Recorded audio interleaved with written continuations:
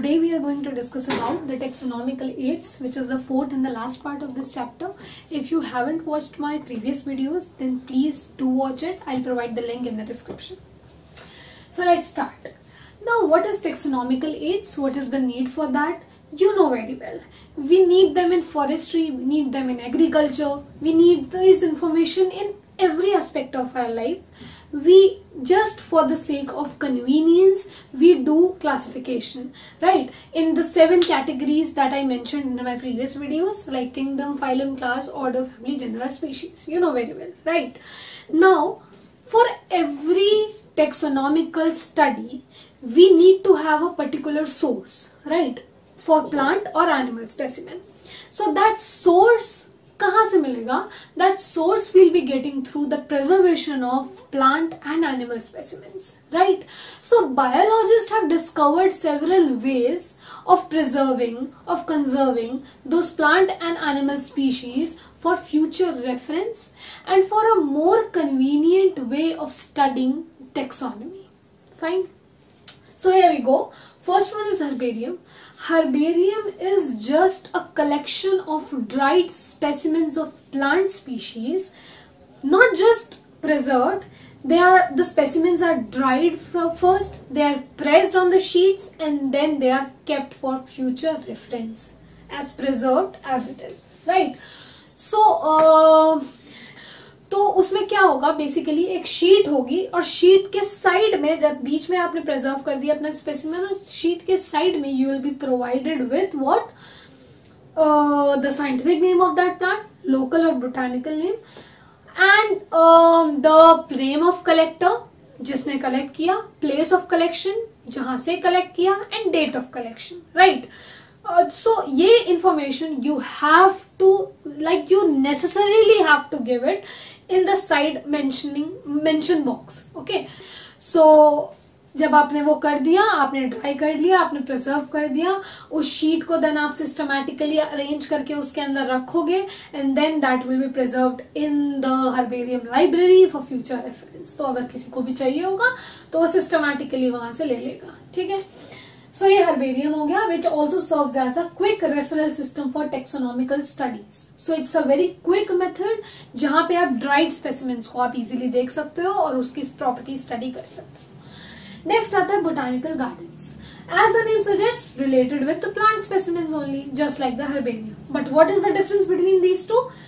Herbarium consists of only dried specimens, while the botanical garden have only living specimens.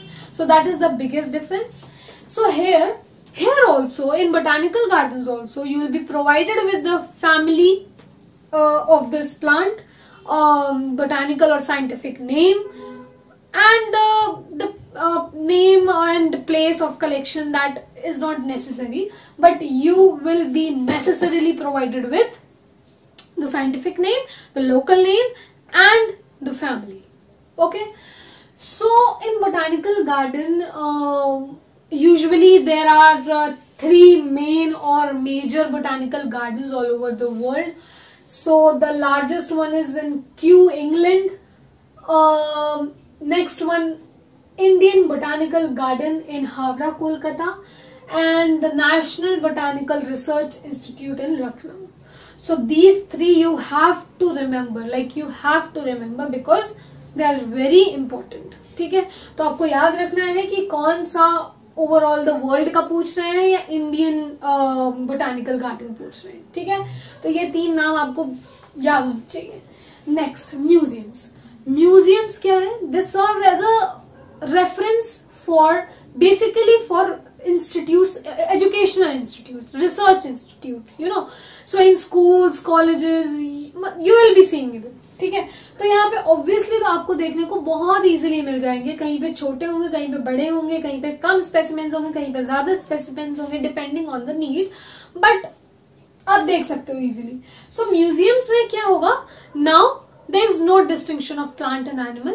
You can like plants भी रख सकते हो ना, आप animals भी रख सकते हो. तो कोई ऐसी बाउंडेशन इधर खत्म हो जाती है plants and animals की. So अब बात आती है कि how, right? How आप कैसे उसको preserve कर रहे हो? Simple. So in museums you can preserve it in the form of dried specimens, like in herbarium you preserved it in dried form, right? So आप dried specimens में भी preserve कर सकते हो. Also you can preserve some insect species or some organisms in preservative solutions like formalin. आपने अपने labs में, school labs में या college labs में बहुत देखा होगा कि formalin में preserved होते हैं normally cockroaches and many other things. So preservative solutions में आप preserve कर सकते हो. Dried हो गया. And insects, usually जो small insects होते हैं, there is a specific protocol or method to be followed for their preservation, which is collection, killing, and then pinning. So first you collect the species of that insect, then you kill it, then you pin it. So box होता है ऐसा कुछ insect box, और उसमें आप pin करते हो और उसके नीचे आपका इंसेक्ट होता है. तो ऐसे बहुत सारी पिन्स होती हैं जिसके नीचे आपका इंसेक्ट होगा, क्योंकि इससे अच्छा तरीका उसको प्रिजर्व करने का अभी तक तो नहीं मिला है. सो ये मोस्ट अप्रोप्रिएट मेथड होता है for the preservation of small insects, right? So आप इंसेक्ट बॉक्सेस में प्रिजर्व कर सकते हो. And then what about the large animals, right? Large animals के लिए you kill it and then you preserve it in the stuffed form, right? So उसको आप stuffed form में preserve करोगे. And also museums में आपको और क्या दिख सकता है? Skeletal systems of various organisms, right? ठीक है. तो यहाँ पे museums में आपने देखा how differently you have to preserve different group of organisms. Fine. In zoological parks, zoo.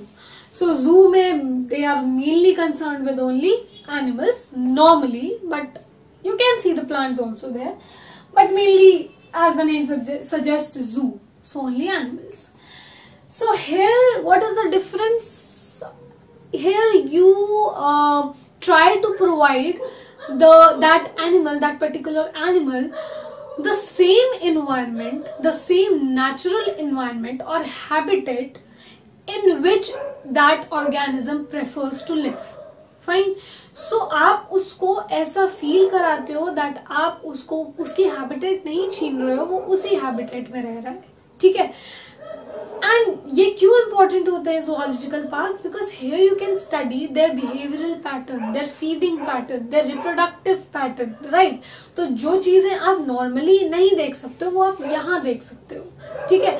Normally आप देखते भी हो zoological parks में, आप जब भी जाते हो तो अगर कोई animal है so उसके बाहर एक description box होगा जहाँ पे आपको साइंटिफिक नेम से लेकर लोकल नेम से लेकर उसकी सारी फीडिंग बिहेवियरल पैटर्न सब कुछ आपको रिटर्न मिलेगा. ठीक है.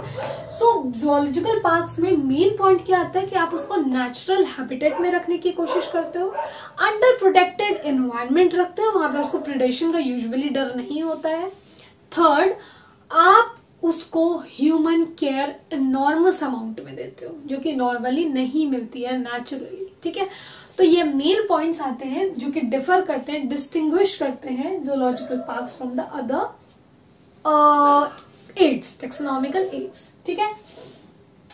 द नेक्स्ट आता है की.